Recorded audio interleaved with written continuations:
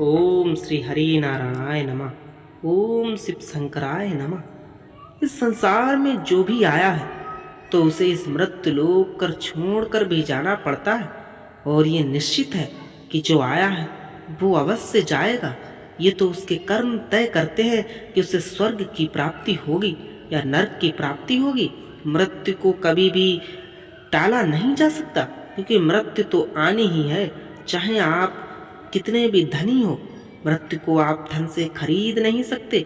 चाहे आप कितने बलवान हो, व्यक्ति को और बलवान कितने हो जाए, मगर वो कभी भी मृत्यु को रोक नहीं सकता, क्योंकि मृत्यु तो निश्चित ही है।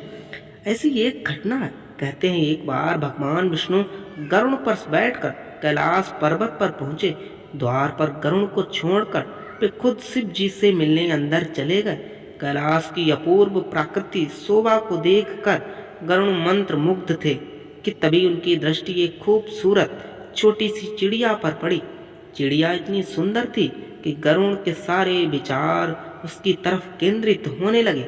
उसी समय मृत्यु के देवता यमराज भी कैलाश पहुंचे, और अंदर जाने से पहले उन्होंने उस छोटे से पक्षी को आश्चर्य की दृष्टि से देखा। गरुड़ समझ गए उस चिड़िया का अंत निकट है, और यमदेव कैलाश से जाते हुए उसे अपने साथ यमलोक ले जाएंगे। गरुड़ को चिड़िया पर बहुत दया आई। वे इतनी छोटी सी चिड़िया, सुंदर चिड़िया को मरता हुआ नहीं देख सकते थे। उन्होंने चिड़िया को अपने पंजों में दबाया और कैलाश से हजारों कोस दूर एक जंगल में चट्टान के ऊपर छोड़ दिया, और खुद वापस कैलाश पर आ गए। जब यम बाहर आए तो गरुड़ ने पूछ लिया कि उन्होंने उस चिड़िया को इतनी आश्चर्य भरी नजर से क्यों देखा था।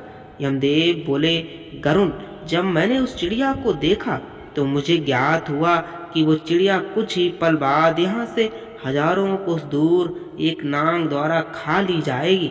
मैं सोच रहा था कि वो इतनी जल्दी इतनी दूर कैसे जाएगी, पर अब जब वो यहाँ नहीं है तो निश्चय ही वो मर चुकी होगी। तब गरुड़ समझ गए मृत्यु टाले नहीं टलती, चाहे कितनी भी चतुराई की जाए। इसलिए भगवान कहते हैं, करता तू वह है जो तू चाहता है, परंतु होता वह है जो मैं चाहता हूँ। तू वह कर जो मैं चाहता हूँ, फिर होगा वही जो तू चाहता है। क्योंकि व्यक्ति को सदैव जो भगवान के चरणों में समर्पण होकर उनका ध्यान करना चाहिए। ऐसी घटना है, राजा परीक्षित को सर्प ने डस लिया था। मृत्यु का एक दिन शेष था। सुखदेव 6 दिनों से भागवत कथा सुन रहे थे, लेकिन राजा का शोक और मृत्यु का भय कम नहीं हुआ था। सुखदेव ने राजा को एक कथा सुनाई। एक राजा जंगल में शिकार खेलने गया और रास्ता भटक गया।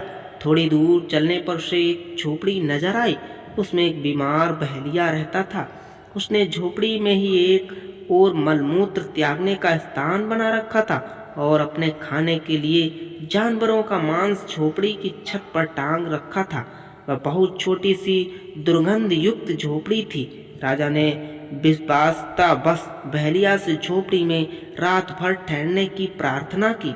बहेलिया बोला, मैं भटके हुए राहगीरों को अक्सर ठहराता रहा हूँ, लेकिन दूसरे दिन वे इस झोपड़ी को छोड़ना ही नहीं चाहते। मैं इस झंझट में नहीं पड़ना चाहता, इसलिए आपको नहीं ठहरा सकता।